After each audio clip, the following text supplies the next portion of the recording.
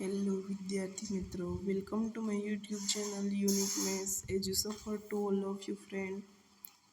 Today हम बात करेंगे जीएमसी थ्रू एफएचडब्ल्यू यानी कि Gandhinagar municipal corporation through female health worker की एग्ज़ाम 10 मई 2025 के दिन पे हुई थी। उसका पेपर सॉल्यूशन करेंगे। उसमें मैथ्स एंड रीजनिंग का क्वेश्चन हम सॉल्व करेंगे।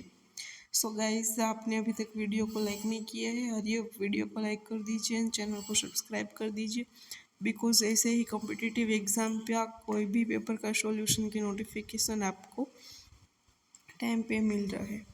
सो अगेन एंड अगेन से सेट वीडियो को लाइक कर दीजिए एंड चैनल को सब्सक्राइब कर दीजिए। सो हम बात करेंगे टुडे क्वेश्चन नंबर फर्स्ट।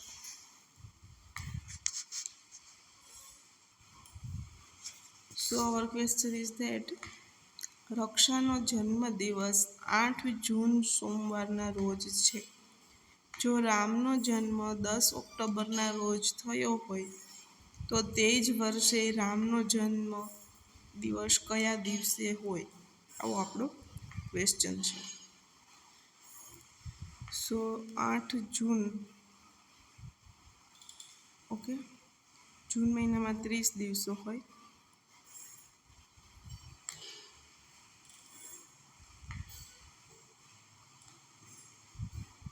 એટલે 22 દિવસો જૂન મહિનાના. પછી જુલાઈના 31, ઓગસ્ટના 31, સપ્ટેમ્બરના 30, ઓક્ટોબરના 10 દિવસો. આટલા જ દિવસો આપણે ટોટલ થાય છે. 124 દિવસો છે. હવે શું કરશું? 124 ભાગ્યા 7.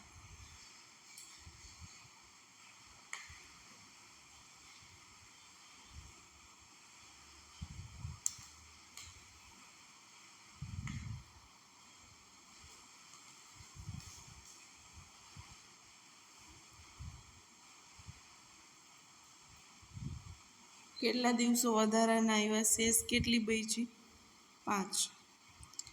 તો 8 તારીખે સોમવાર છે, તો એના 5મા દિવસે કયો વાર હશે?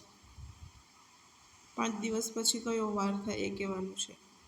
જો 8 તારીખે સોમવાર હોય, 5મા દિવસે કયો વાર થાય? મંગળ, બુધ, ગુરુ, શુક્ર અને શનિવાર થાય. તો શું આવશે આપણો જવાબ? કે 10 ઓક્ટોબરના દિવસે કયો વાર આવશે? શનિવાર. બરાબર, આ રીતે જે છે એની ટ્રીક છે. 22 દિવસો જૂન મહિનાના, 31 જુલાઈના, 31 ઓગસ્ટના, 30 સપ્ટેમ્બરમાં અને 10 ઓક્ટોબરના. ટોટલ 124 દિવસો, અને એને ભાગ્યા 7 કરીશું તો શેષ કેટલી બચશે? 5. એટલે કે સોમવાર પછીના 5 દિવસ પછી 10 ઓક્ટોબર હશે. 10 ઓક્ટોબરનો વાર હશે. ત્યારબાદ question number same as a calendar question. Question says that 26 January 2017ના રોજ ગુરુવાર હોય તો 21 એપ્રિલ 2019ના રોજ કયો વાર હોય? This is our question. So first 26 જાન્યુઆરી છે, but February including in 2017, but 2017 is not a leap year. Okay, so here we calculate 26 Jan 2017 पे गुरुवार है, सो हमको फाइंड करना है 2019 है. 26 जान 2018 पे होगा शुक्रवार. 26 जान 2019 पे होगा शनिवार. अब आगे हमको फाइंड करना है अप्रैल का. ओके, सो 26 जनवरी 2019 पे होगा शनिवार. because 2017-18 is not a leap year. अब आगे जाना है, 5 दिन होगा जैन का। 2000 से जनवरी में 31 डेज होता है और 26 जनवरी को कौन सा वार है वो हमको पता है। फेब्रुआरी 28 દિવસો હશે ફેબ્રુઆરીના।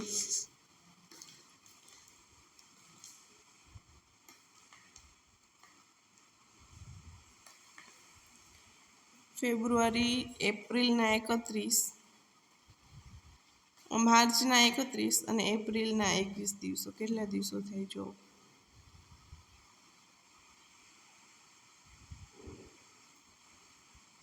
85 डे, टोटल 85 डे होता है।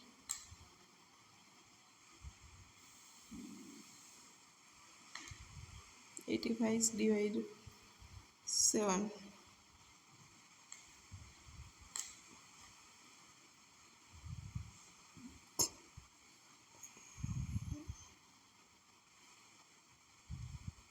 1 रिमाइंडर बचता है। एक दिवस વધારાનો થાય છે। શનિવાર પછીનો દિવસ કયો હોય? રવિવાર। ઓકે, તો 21 એપ્રિલ 2019ના રોજ કયો વાર હશે? રવિવાર હશે। Move next question.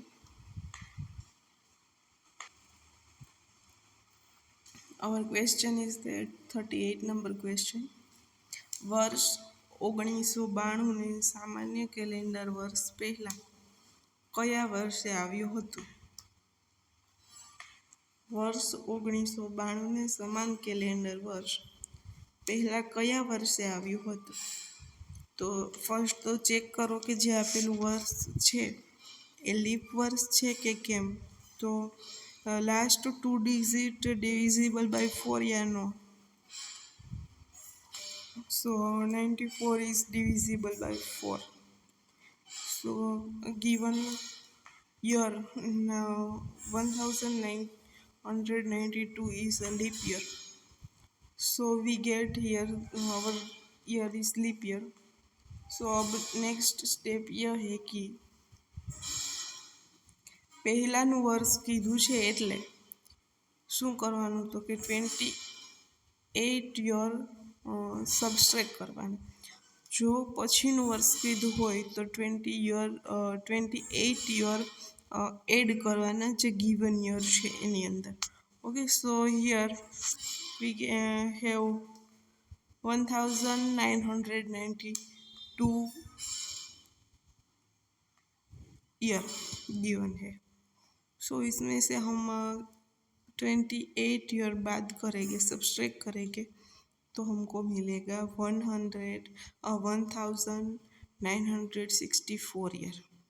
ओके, આનો મતલબ એવો કે 1992ને સમાન વર્ષ, સમાન કેલેન્ડર વર્ષ પહેલાં 1964ના રોજ આવ્યું હતું। પછીનું કીધું હોય તો 92ની અંદર 28ને એડ કરી દેવા એટલે 2010 થશે। તો શું આન્સર આવશે આપણો? ઓપ્શન નંબર બી આપણો આન્સર થશે 1964। Okay, move next question. એક રેલવે સ્ટેશનની પૂછપરછ બારી પર જણાવવામાં આવ્યું કે દિલ્હી માટે એક ટ્રેન 15 મિનિટ પહેલાં નીકળી ગઈ છે, પરંતુ દરેક 45 મિનિટ પછી દિલ્હી માટે ટ્રેન નીકળે છે। આગળની ટ્રેન સાંજે 8:30 વાગ્યે જશે, તો આ સૂચના યાત્રીને કયા સમયે આપવામાં આવી હતી? હર એક ટ્રેન જે છે એ 45 મિનિટે જાય છે। શું કહેવાનો મતલબ છે કે 45 મિનિટે હર એક ટ્રેન જાય છે, દિલ્હી માટે ટ્રેન નીકળે છે।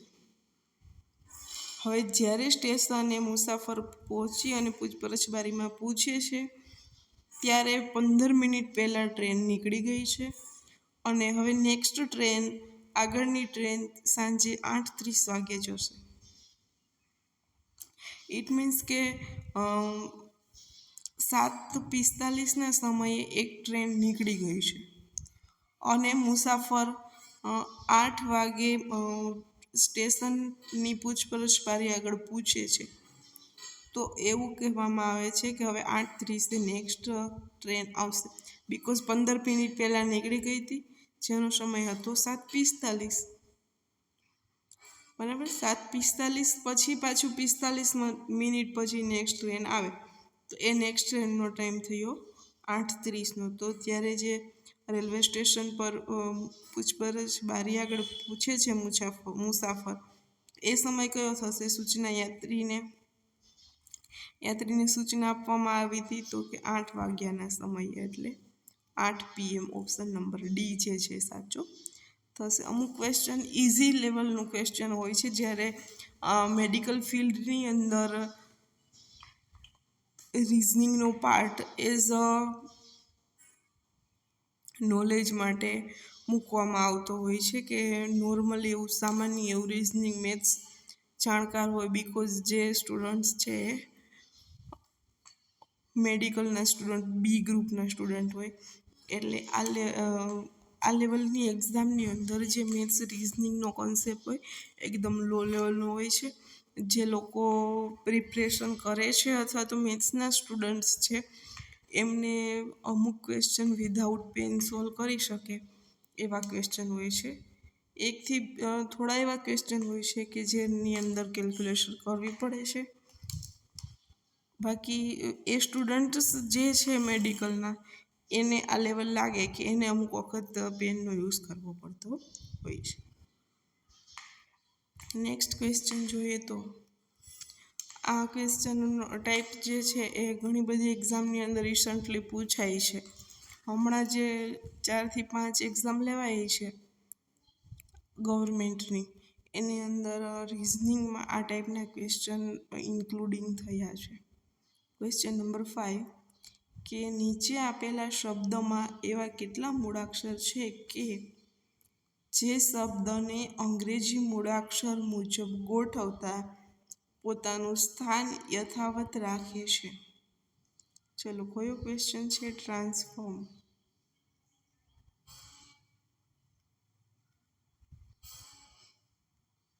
હવે શું કરવાનું છે કે તો નીચે આપેલા શબ્દોને અંગ્રેજી મૂળાક્ષર પ્રમાણે ગોઠવવાનો છે. તો એ છે BCD, ઈ નથી FHI, જે નહીં, કે નહીં,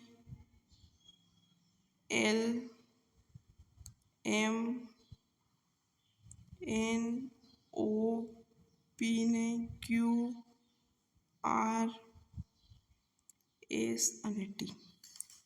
ओके, हो गया? हो गया. अब देखना है कौन सा मूढ़ाक्षर है वो सेम प्लेस पे है, वो फाइंड करने का है. कितने मूढ़ाक्षर है? T सो A नहीं होगा, RF AM NN एक, SOFR ORRSMS एक ही ओनली है. N जो N की प्लेस पे आया है, सो यहाँ पे क्या ऑप्शन होगा सही? ऑप्शन ए कि जो પોતાનું સ્થાન યથાવત રાખે છે. नेक्स्ट क्वेश्चन पे मूव करेंगे. यह भी इजी क्वेश्चन है. नंबर 72 કે અંગ્રેજી અને હિન્દીની સંયુક્ત પરીક્ષામાં 100 વિદ્યાર્થીઓએ ભાગ લીધો. 85 વિદ્યાર્થી ઓછામાં ઓછા એક વિષયમાં પાસ થયા. અંગ્રેજીમાં 75 અને હિન્દીમાં 70 વિદ્યાર્થીઓ પાસ થયા. તો બંને વિષયમાં પાસ થનારની સંખ્યા શોધો. હવે અહીંયા એક આપણે સંભાવનાનું સૂત્ર છે કે number of A union B is equal to number of A plus number of B minus number of A intersection B. Okay, તો અહીંયા એવું જ છે, આપણે યુનિયન શોધવાનું છે કે બંનેમાં પાસ થનારની સંખ્યા. તો કોઈ એક વિષયમાં પાસ થાય છે ઇંગ્લિશમાં એવા વિદ્યાર્થી 75 છે અને હિન્દીમાં પાસ થાય છે એવા વિદ્યાર્થી 70 છે. એમાંથી બંનેમાં પાસ થાય ને એવા વિદ્યાર્થી 85 છે, એને આપણે બાદ કરવાના છે. તો 145માંથી 85 બાદ કરશું તો આપણને મળશે માત્ર 60, જે ઓપ્શન બી છે. તો ઓપ્શન નંબર બી જે છે એ સાચો થશે. then move next question. Again હમણાં રિઝનિંગનો જે ક્વેશ્ચન સોલ્વ કર્યો એ ટાઈપનો જ ક્વેશ્ચન છે કે નીચે આપેલા શબ્દોમાં એવા કેટલા મૂળાક્ષર છે કે જે શબ્દને અંગ્રેજી મૂળાક્ષર મુજબ ગોઠવતા પોતાનું સ્થાન યથાવત રાખે છે. કયો શબ્દ છે? બ્રેક. આગળ હમણાં જે ટાઈપ ક્વેશ્ચન સોલ્વ કર્યો એ જ રીતના A B C D E F G H I J K L M N O P Q R S T U. Okay, now check that which number is same place. એક 1K and S બે એવા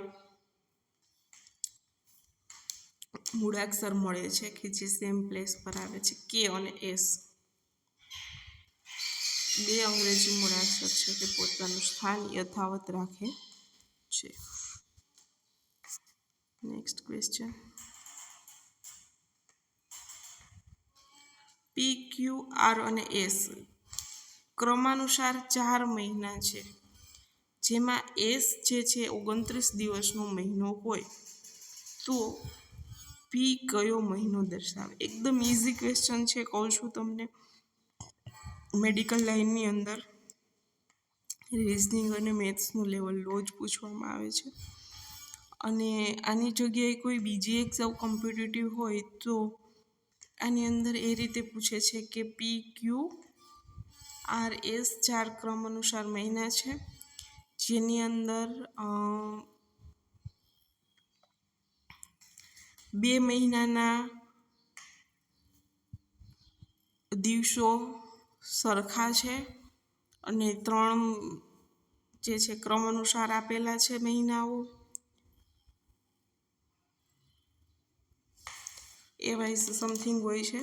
એક question સારો એવો પૂછાઈ ગયો છે આ જ ટાઈપની અંદર, પણ થોડીક પૂછવાની સ્ટાઇલ અલગ હતી. અલગ મીન્સ કે દિવસો અલગ આપેલા હતા, પણ આ જ રીતે પૂછે છે. તો અહીંયા આપણે જોઈએ, ક્વેશ્ચન સોલ્વ કરીએ. એકદમ ઇઝી છે. ફર્સ્ટ સમજવાનું છે એક એક સેન્ટેન્સ કે પી ક્યુ આર છે ક્રમાનુસારના 4 મહિના છે. તો પી ક્યુ આર અને એસ ક્રમ વાઇઝના મહિનાઓ છે. એની અંદર એસ મહિનો છે એના દિવસો 29 દિવસો હોય તો પી કયો મહિનો દર્શાવે છે? 29 દિવસો એક જ મહિનાની અંદર આવે અને એ પણ કયું યર હોય એ પણ આપણને ખબર પડે. 29 દિવસો હોય ફેબ્રુઆરીમાં, બીજા કોઈ મહિનાની અંદર 29 દિવસો ના હોય. પ્લસ જ્યારે પણ ફેબ્રુઆરી મહિનામાં 29 દિવસો હોય તો એ યર જે છે એ લીપ યર જ હોય. ઓકે, તો અહીંયા શું થશે કે એસ જે છે એ ફેબ્રુઆરી થશે અને યર નહીં કીધું બટ યર થશે લીપ યર. જો એસ ફેબ્રુઆરી હોય તો આર છે જાન્યુઆરી થશે. ક્યુ છે ક્રમ અનુસાર છે એટલે રિપીટેશન થતું હોય તો ક્યુ ડિસેમ્બર થાય અને પી છે એ નવેમ્બર થાય. November, December, Jan and Feb. Okay, ક્રમ અનુસારના મહિના થઈ ગયા. ઓલ ઇઝ ઓકે એન્ડ એસના 29 દિવસો ડન. તો પી કયો મહિનો મળે? November. So our answer is option A, November. Okay, यहाँ क्वेश्चन क्लियर होता है. Then move next question. કેલેન્ડરના બહુ બધા ક્વેશ્ચન પૂછેલા છે. જે સ્ટુડન્ટ્સે કેલેન્ડર સ્કીપ કર્યું હશે એનાથી ના સોલ્વ થઈ શકે. સચિનને યાદ છે કે મેચ 26 એપ્રિલ પછી તથા 30 એપ્રિલ પહેલાં છે. 26 પછી અને 30 પહેલાં છે. જ્યારે ધોનીને યાદ છે કે મેચ 22 એપ્રિલ પછી તથા 28 એપ્રિલ પહેલાં છે, તો તે મેચ એપ્રિલની કઈ તારીખે હશે? હવે બંનેને કન્ફ્યુઝન છે, પણ કન્ફ્યુઝનની અંદર એક ડેટ એવી છે કે જે બંનેના કન્ફ્યુઝનની માં ઇન્ક્લુડિંગ છે. તો એ કઈ ડેટ છે? 26 પછી અને 30 પહેલાં, 22 પછી અને 28 પહેલાં. 28ને નહીં લેવાનું, 28 પહેલાં એટલે 27 કે જે ધોનીની યાદ છે એની અંદર પણ ઇન્ક્લુડિંગ છે. જ્યારે સચિનને યાદ છે એની અંદર 26 નહીં લેવાનું, 26 પછીની 27 અને ધોનીની યાદ છે એની અંદર પણ 27 ઇન્ક્લુડિંગ છે. તો કઈ તારીખે મેચની સંભાવના હોઈ શકે? 27 તારીખ, એટલે ઓપ્શન એ જે છે એ સાચું થશે. અહીંયા વિદ્યાર્થી મિત્રો, જે ફિમેલ હેલ્થ વર્કરની એક્ઝામ લેવાયેલી હતી આજે 10 મે 2025ના રોજ, એના મેથ્સ અને રિઝનિંગના જેટલા ક્વેશ્ચન હતા એટલા બધા આપણે સોલ્વ કર્યા છે અહીંયા, અને સચોટ અને સંપૂર્ણ સોલ્યુશન સહિત સોલ્વ કરેલ છે.